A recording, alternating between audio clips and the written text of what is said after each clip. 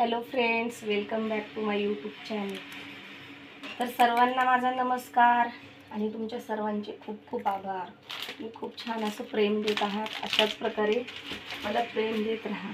तर आज आहे संडे आणि संडे स्पेशलमध्ये काय, कोणाची चालू असते साफसफाई, कुणाचं फिरायला जाणं आणि खाण्यामध्ये कुणाच्या घरी व्हेज, कोणाच्या घरी नॉनव्हेज.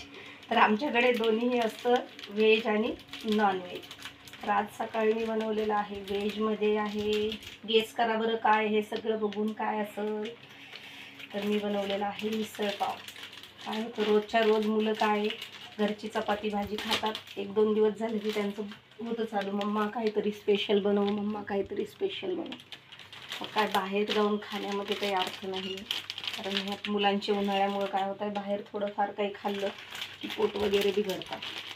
म्हणून होईल तेवढं शक्य तुम्ही यूट्यूबवर रेसिपी बघून वेगवेगळ्या प्रकारे मुलांसाठी काही ना काही बनवत असतात. चला तर मग आजचं मेनू आहे मिसळ पाव. चला बघा भाजी कशी झालेली आहे. तर वाव, मस्त एकदम छान. मी त्यासाठी कोल्हापुरी सवयी मिसळ पाव मसाला वापरलेला आहे. बघा मस्त अशी तर्री आलेली आहे. तर आता रिषभ आणि परीसाठी मी ताट बनवत आहे, कारण त्यांना लागलेली आहे जोराची भूक. मलाही भूक लागली, परंतु यजमानांचं आवरलेलं नाही, म्हणून आता मी ह्या दोघांना अगोदर देते आणि त्यानंतर मीही घेणार आहे. घरच्या घरी 200 रुपये खूप झाले मिसळ पाव बनवण्यासाठी. एक फरसाणचं पॅकेट, 20 रुपयाची मटकी आणि 2-4 पावच्या लाद्या असल्या की काय होऊन जातं. मुलंही पोटभर जेवतात आणि घरच्या घरी केलं म्हणजे थोडंसं फ्रेश, हायजीन म्हणतात ना, ते सगळ्या गोष्टी. आता उन्हाळ्यामुळं काय होते, लवकरच कोणतेही पदार्थ बनवले की खराब होत आहे. चला तर मग मी अशी मस्तपैकी रिषभ आणि परीचं ताट बनवत आहे. मलाही खूप भूक लागली आहे. बायांना आता इतक्या जास्त प्रमाणात भूक लागलेल्या होत्या, तर मी दोघांनाही दिलेलं आहे खायला आणि माझ्याही तोंडाला पाणी सुटत आहे. कारण की 12 वाजत आलेत, मी फक्त चहा पिलेली आहे.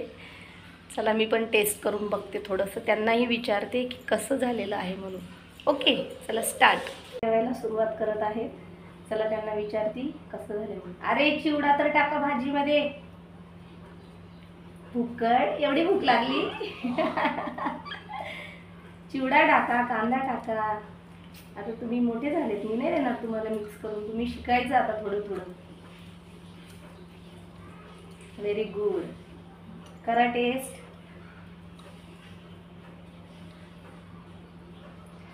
माझ्या पण तोंडाला पाणी सुटले. कसं झालंय? मस्त.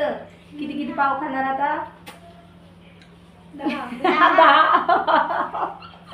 मी पण खाऊच बघते. कैरी खाऊ? कैरी पण खा, जास्त आंबट नाहीये, छान असते कैरी खाल्लेली.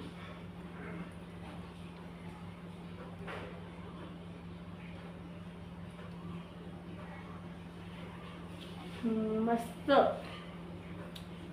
काय आता दुसरं कोणी तर बनवून देणार नाही, स्वतःलाच करायचंय, स्वतःच खायचंय. आणि तरीही चव एकदम मस्त झालेली आहे. काय करा, तुम्ही तुमच्या मुलांना शक्य होईल तेवढं बाहेरचं खायला आणून देणं टाळा.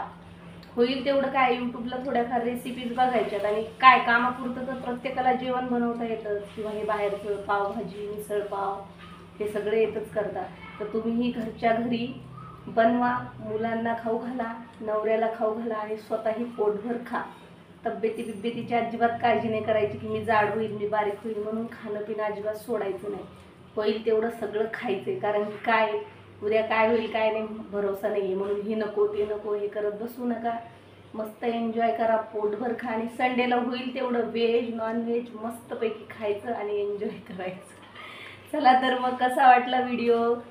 आमच्या चॅनलला पुढे नेण्यासाठी नक्की नक्की नक्की सबस्क्राईब करा. Thank you. Bye bye. Enjoy your day.